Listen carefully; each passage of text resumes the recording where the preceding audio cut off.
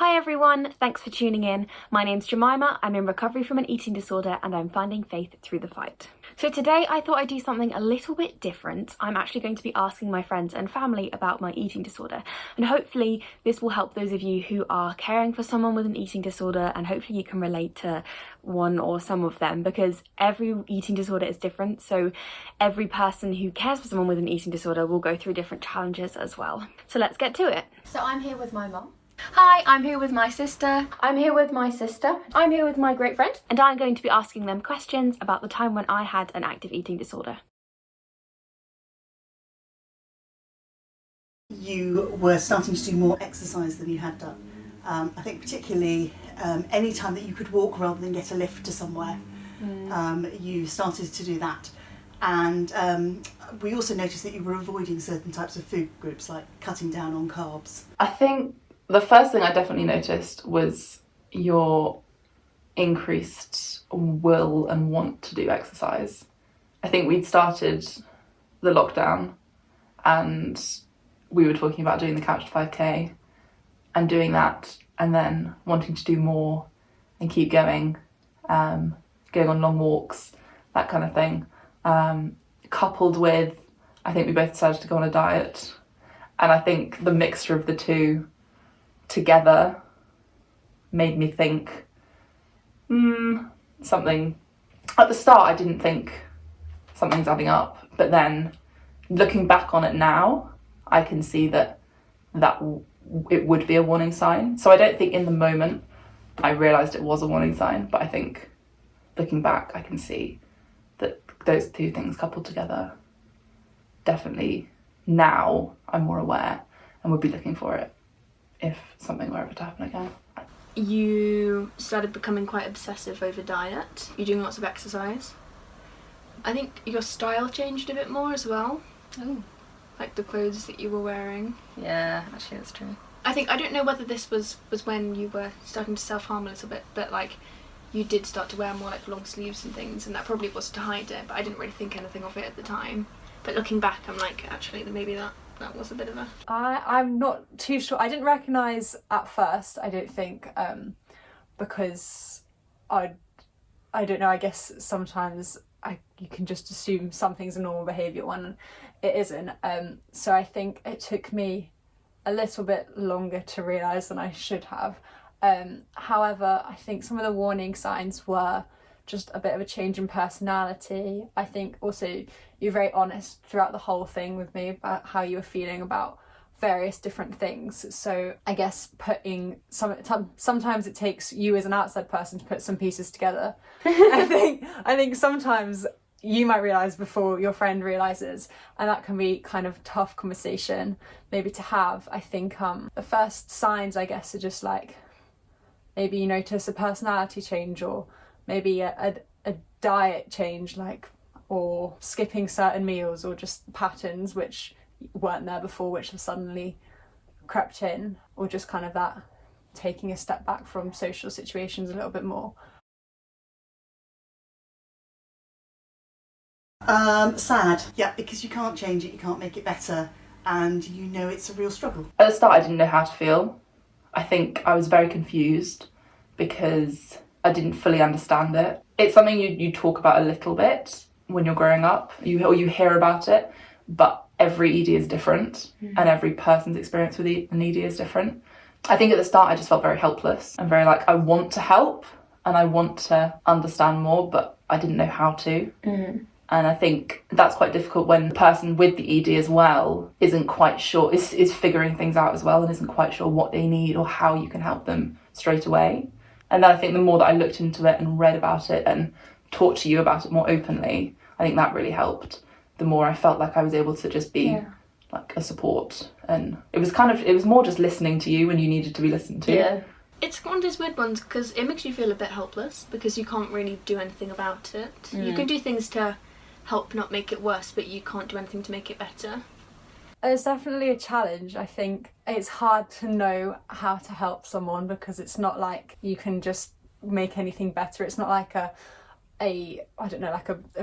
cut and you can just put a plaster on it or something. You can't, it has to come from the person themselves. And I think I personally am a fixer, so if someone's going through something, I want to just fix it for them, and that was a massive struggle for me because I knew that I couldn't fix it. It's quite painful to see someone go through it because you see someone struggling and you don't know how you can help them. And even like online, there's not much on there to say how you can help someone. And everyone's different anyway, so what might help someone might not help someone else. It wasn't easy. Also, the other thing I realised is at first I was keeping a lot of things to myself that, I don't know, maybe that you were telling me and I just was keeping them in, which actually didn't end up being very helpful. So I think having someone that you go to as well as a friend helping. So for me, my mum, I spoke to her quite a bit just to bounce off, and some things which you might become immune to just because you've heard it quite frequently and someone else hears it, it might be a red flag to them when it's not to you. For me, it's knowing that whatever happens, God is actually in control was the key thing. Just knowing that He has this and He can sort this out, even if it's not going to be an instant sort out overnight and it's going to require a lot of work. He can sort it. I think it was just trusting. A lot happened in a short space of time for us as a family. And I think it was trusting that everything was going to be okay and that He was working things out for His good in this, which wasn't easy at all, but definitely being open with Him about how I was feeling honestly about things. But also, I think we prayed a couple of times together. We had a few worship sessions together, and actually doing that with each other, I found that really, really helpful and really useful. I think we had been through quite a lot at the time, so it wasn't necessarily like a life-changing moment where I was really rocked to my core. I think it was a very sad thing to happen, and it was frustrating to go through for both yourself and for us, I think, just because you do feel that helplessness. In terms of God, I think I probably prayed a bit more, but not that much really changed. I think I prayed a lot. I definitely made my prayer life stronger. There are a lot of angry prayers to God, and there are a lot of like sobbing to God sometimes. I had to lean on faith a fair bit because I felt like God had to work in that situation a lot, and ultimately He was the only one that could, I don't know, kickstart things. And having this kind of all-powerful being which you can turn to is a massive comfort, to know that someone is in control and that there is this path. But there was a lot of anger towards God at first. I was like, why are you letting this happen? So prayer, speaking to Christian friends and getting other people to pray. I think I had a couple of friends who I didn't, you don't have to say the name of the person or whatever, just say, look, I've got this friend, please can you be praying for them? And that helps as well.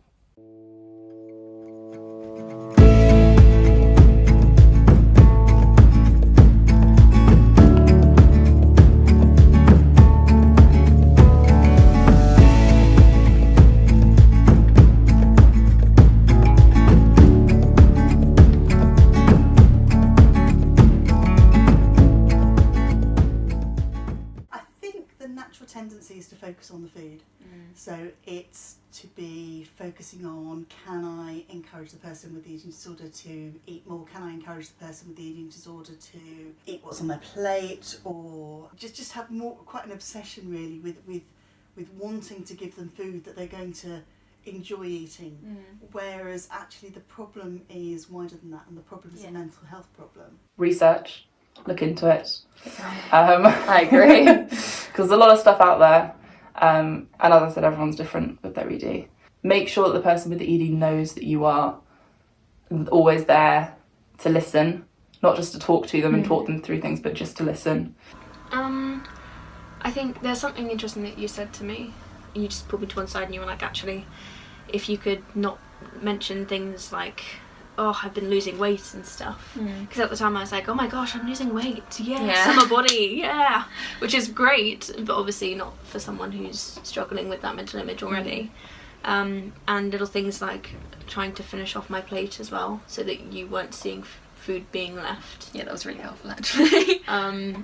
Which I wasn't very good at, but I did try. No, I appreciate that, thank you. So yeah, just I think be patient, because there's nothing, you can't sort of say to someone, oh, you shouldn't be thinking that, you shouldn't be feeling that, oh, you should be over here, not over there. You kind of need to meet them halfway, midway. Yeah, that's good So just be patient, try to be understanding, be supportive, but at the same time, don't let it get you down too much. I think I mentioned finding that person for yourself, because it's not only, and it's a massive battle for the person, but it's also can become a burden on you, so you need to find your outlet. I think setting healthy boundaries sometimes can be overlooked at first, because you don't really realise that maybe things have become a bit too heavy-handed one end. So I think having some boundaries in place, not like, I'm not going to speak to you for days, but enough so that you both keep sane and it doesn't become too reliant. I think encouragement, the small things which might be a big battle for someone going through an ED, which seem like really small tasks, like just giving encouragement along the way at the things which seem like the everyday, but for someone who's struggling with food isn't an everyday thing. And just being there at the end of the phone for whatever reason, however strange it might feel at the time. So I hope that was helpful for some people. If you have any more questions, do put them in the comments below. See you next week.